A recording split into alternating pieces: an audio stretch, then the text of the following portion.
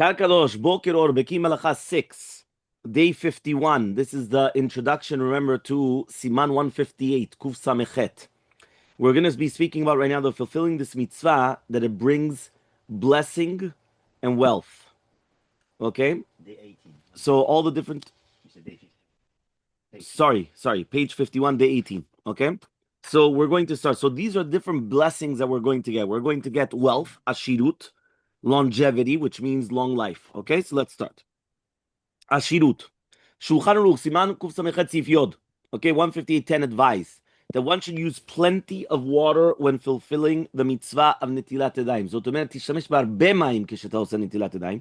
Because he brings the Gemara. The Gemara says, Rav Chasta says, I wash my hands with abundance of water. זאת אומרת, אני ממש נוטל בשפע. So that I will be granted an abundance of bounties. זאת אומרת, בגלל שאני עושה נטילת ידיים בשפע, as I get שפע של ברכה, this means that observing the mitzvah properly can bring wealth. The Hayei Adam commented that even if someone is guilty of numerous sins, זאת אומרת, אפילו אם יש לו כמה עבירות, they will not prevent this mitzvah from bringing wealth. זאת אומרת, יש לו עבירה זאתי ועבירה זאתי ועבירה זאתי, לא משנה. זה יביא לך עשירות. אתה שומע? מדבר איתך, yeah? Look at number 1 in the footnote. American Jews once asked Rav Chaim Kanievsky, why is it that so many of them have suffered enormous financial losses in the recent years? Right? While they were very careful to give at least the maaser. We are taught, they argue, that we could test HaKadosh Baruch Hu with the maaser. So why then they have been falling victim to the recession? So remember, the Great Recession, you know, whether it's going to be in 2008 and this and 9 and all these things. Why did they lose so much money? He replied, citing the Hayei Adam, and asserting that he has seen many people who have always been careful to use plenty of water washing hands and yet they become wealthy. This is because there are certain acts that bring poverty upon a person. Anyone guilty of those acts is not likely to become wealthy, even if he uses plenty of water to wash his hands. Yeah? So he says, in the same way, even if someone gives maaser, he might lose his wealth if he's guilty of performing, right, those things that are liable to make one poor. So to menet kacha. יכול להיות בן אדם הוא מאוד מקפיד על maaser. So he's always giving a tenth. He's always giving maaser. But but what happens is he does other avirot that are causing poverty. Leduma, he's not makpid to make a bracha in front of a woman that she has her hair uncovered. Right? It brings poverty. The Mishnah Berurah brings down Chavetz Chaim. He brings down that when a person comes and he does brachot in front of erva, so therefore it brings aniyut.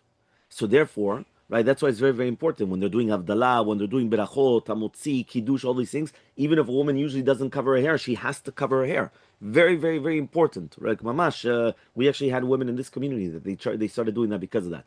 Right, the only thing is they put on sometimes see-through, which is technically, but see-through, shakuf, as a kilu she'en klum. אבל כאילו יש להם כוונה טובה. זאת אומרת, they realize that they cover their hair. You understand? That means it should be with a shal, it should be something that you can't see through. But that's the concept. So you've got a stira. אתה נותן מעשר, אתה אמור להיות עשיר. אבל אתה עושה עבירות אחרות, שאתה אמור להיות עני. So he says, so you won't become עשיר. That's what he says. So he says, Rav Chaim Kanievsky offered another answer. Okay, so the first one, he was basically just saying that because if a person, right, he's seen many people always been careful to use a lot of water, but again, why? Because other acts, they bring poverty. Rav Chaim Kanievsky then came and he offered another answer to the question. And he explained that if someone does not become wealthy, that in itself is not a punishment. His lack of wealth will not save him from being punished in the world to come. However, someone who's naturally said to be wealthy, but then he loses his wealth, right, he's already been punished severely. So that loss of wealth will certainly serve to save him from the fires of Gehinnom. And you understand, meaning like this. Ben Adam that was not an Ashir, so the fact that he's not an Ashir is not going to save him from Gehinnom or from Esh or... אתה מבין או לא? כן? אבל בן אדם שכבר עשיר, והוא מפסיד את העושר שלו, זה כבר מה? זה כבר עונש. If that's עונש, זה מציל אותו מדינה של גיהינום. Because that is his עונש. His עונש is that now he just lost his wealth. הוא היה מול... אז הוא נותן משל. He gives a parable. A king distributed gifts on the days of coronation. So the מתי שהם, איך אומרים, הכתירו אותו. להיות מלך. He gave a lot of matanot. One of those who came forward was a person who owed the king an enormous sum of money. The king told him, you know what? Instead of giving you a matana, אני מוחל על החוב. That's exactly what happened. So the prophets promise that we may test Hashem even though you give Ma'aseh, who are not liable to punishments due to any other sins. If someone has other sins, he cannot test Hashem. זאת אומרת, בן אדם שיש לו עבירות אחרות, הוא לא יכול עכשיו לתת מבחן לקדוש ברוך הוא, האם הוא ייתן לו את העושר או לא. Fine. Beautiful. Yeah, this is mamash gold, what we're giving today. Yeah, fine. שני לוחות הברית, the Shla Kadosh. He states that there are many righteous individuals who are careful to fulfill the mitzvah properly, and yet they are poor. This is a mystery that only Hashem can explain. It is not within the realm of human conception. We do not know, right? We do know, however, that the entire world receives its sustenance in the merit of the tzaddikim, like Rechanina Mendoza, who himself had nothing. So the Shla Kadosh wants to answer very simple. You know what it is? באמת אתה אמור להיות עשיר. אבל אנחנו לא מבינים דרכי השם. מה ראיה? רב חנינא מנדוסה לא היה לו כלום בחיים. אבל כל העולם כולו, the entire world, ניזון בזכותו. So we don't understand, זה לא בשכל שלנו. יכול להיות שהוא חזר באיזה גלגול לתקן, אני לא יודע מה, וזה. זאת אומרת, זה לא אומר, כן, שזה לא נכון. זה 100% נכון. עכשיו, למה זה לא קורה? אני לא מבין. יש מיליון סיבות שיכול להיות. Right? But we don't understand. But it's not that it's not true. And what's the proof? Rechanina Mendoza. Rechanina Mendoza, the entire world was nizon b'zchuto. But he himself, lo היה לו כלום. לא היה לו ממש שום דבר. מה היה לו? So the same thing. That's the answer of the Shla Kadosh. Next, the Kaf HaChaim Sofer. Remember, many times he always brings down, whenever it's Kaf HaChaim, he will say Kaf HaChaim Sofer or Kaf HaChaim Falache. Because the Kaf HaChaim Falache also wrote down. Yeah? Yeah? So he comes and he says like this, Kaf HaChaim Sofer. We're talking about doing Netillat Yadayim with abundance. You know what abundance means? When you're doing Netillat Yadayim, make sure that when you come with shefa, a lot of water on Netillat Yadayim, and you put the water and you turn your hand. Because when you're turning your hand in the middle of Netillat Yadayim, then the water gets to here. Because if not, a person could do Netillat Yadayim, and then afterwards over here, it's all dry. So what you're supposed to do is when you're pouring the Netillat Yadayim, you go like this, and you're pouring, and while you're pouring, the hand is open, so the water also comes on the inside, and you turn, and then it gets also here. You understand? Yeah, exactly, to the bone. Lechem. Yeah, that's fine. Yeah, 100%, no problem. Okay, let's continue. Kaf HaChaim Sofer. He wrote that if someone is careful to fill this mitzvah properly, and yet he does not become wealthy, it could be that some other heavenly influence is preventing it from him.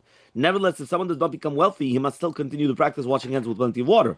This is bound to influence him at some time, whether during his lifetime or afterward. Every act of a mitzvah results in a reward. The meaning of plenty of water will be explained below. Right? The same concept, that יכול להיות שיש איזו סיבה מהשמיים, אבל זה כן ישפיע. יכול להיות עכשיו, יכול להיות בעוד 10 שנים, 5 שנים, 20 שנה, או אולי אפילו לעתיד לבוא, לא יודעים. But for sure it's going to make השפעה, but not because it didn't help. You're going to say, I don't understand. I didn't let them with abundance such a long time. I'm still not rich. You know, forget about it. Bracha levatala. No. One second.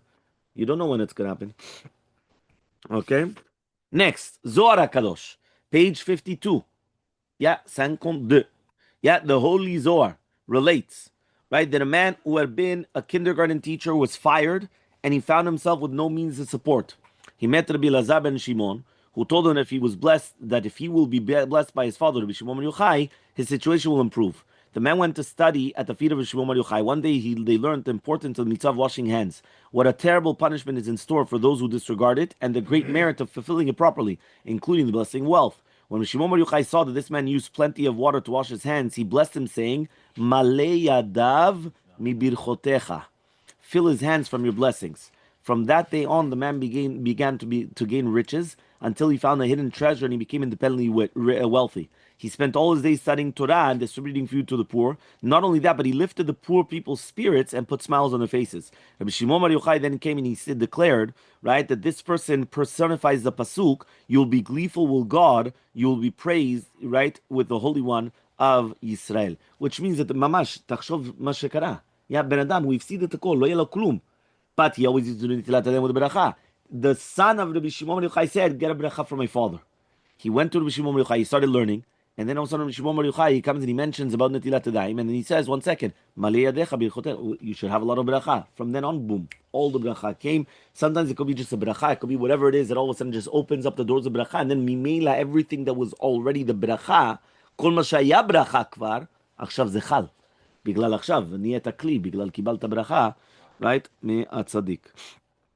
The Rav Chida, he commented that the initial letters of the blessing of Shemon Yochai bestowed upon the man are Mem, Yod, Mem. Yeah, Male, Mem, Yadav, Yad, Yod, Mi Birchotecha, Mem, Maim, which spell the word Maim. By this, he invoked the man's meticulous mitzvah of observing to empower his blessing, as if to say, just as he has filled his hands with water, you should fill him with blessing. Many times at tzaddikim they do that many times they just arouse the midat rachamim, and they arouse Akadosh Baruch Hu by a hint like this about doing the maim, malei yadav birchotecha, right? Which means, and then all of a sudden, it opens up the shefa, right? Why? Because all he has to do is give a little tiny bit of a hint, right? And that hint, all of a sudden, that already does something. The Sefer Ma'avar Yabok, he wrote, right, that after learning this passage, he began the practice of reciting this prayer whenever he was about to do Netillat Yadayim. Ribona kol ha'olamim, malei yadayim birchotecha, birchotecha yevorach bet avdecha leolam, barachenu avinu klanu kecha bor panecha. This is the tefillah that he used to say from after learning this Zohar HaKadosh. And Rav Chida, he used to say this every single time he was going to do Netillat Yadayim. It's an incredible Ribon Olamim, Ribon Kol Olamim. Okay? Just in English, Master of the universe, fill my hands with your blessings, and may your blessings make your servant's household blessed forever. Our Father, bless us all as one with the light emanating from your face. When someone says a bracha, right, a prayer, as he performs a mitzvah, the prayer is more likely to be heard, and especially in the mitzvah such as Netillat Yadayim. So that's the klal gadol b'Torah. Klal gadol, כשאתה עושה מצווה ואתה מתפלל, HaKadosh Baruch Hu answers the tefillot. Right? There's a lot of places that. There's a Gaot Maminot that speaks about it during Afrashat Chala. There's a Rabbeinu Yonah that speaks about it during the time of Halakat Nirot. There's the Gemara that speaks about it during the time of giving tzedakah. Right? So therefore you see that many, many times that B'shat mitzvah, if you're going to come and you're going to pray, that's why women pray in Halakat Nirot. Why do they pray? Or when you give tzedakah, you should pray. Right? When they do Afrashat Chala, the women pray. Why are they praying? Because when you do a mitzvah, you pray. When you do a mitzvah, you pray. HaKadosh Baruch Hu is more bound to answer. So therefore, when you're doing this mitzvah of Netillat Yadayim, when you pray, it's going to be bound to be answered. The Kavarim Falache. Again, I told you, now it's Kavarim Falache. So this is from Izmir, right? From Turkey. Yeah? So he pointed out that the final two letters of each of the words of Netillat Yadayim are Ain, Lamed, Lamed, Tav, Yod, Mem. Correct? Al is Ain Lamed, right? Lamed Tav, Netilat, and then Yadayim, Yod Mem. Okay? These letters correspond to the numbers of 70, right? Because again, Ain is 70, Lamed is 30, Lamed is 30, Tav is 400, Yod is 10, and then Mem is 40, which total 580. Okay? So, 580. Ken, אתה איתי? Okay? That's the gematria of the word Ashir. Yeah, Al Netilat Yadayim. שתי האותיות האחרונות של Al זה עין למד. נטילת למד תף. ידיים יוד מם. זה 580. 580 זה Ashir. So he says in contrast, the initial letters of these three words is Ain Nun Yod.